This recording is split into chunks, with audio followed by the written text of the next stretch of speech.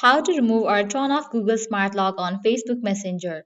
Let's get started. The very first thing you want to do is remove your Facebook account's credentials from your Google account. For that, launch your settings.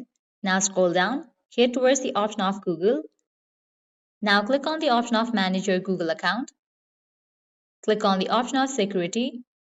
Scrolling down, you'll find this section of Manage Passwords. Go ahead and click on it. Under that, you'll find the option of Facebook. Just click on it and then delete it. Once you delete the Facebook credentials from your Google account, you can head back, go to the main page of settings. Once you land to the main page of settings, at the very top you'll find the search box. Over there type in Trust Agent and search for it. Once it appears, open it. Now over here you'll find the option of Extend Unlock. Toggle off for that option. Once you do that, you have just removed or turned off Google Smart Lock on Facebook Messenger.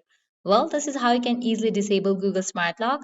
At the end, if you guys find this video helpful, don't forget to like, share, and subscribe to our channel. Thank you.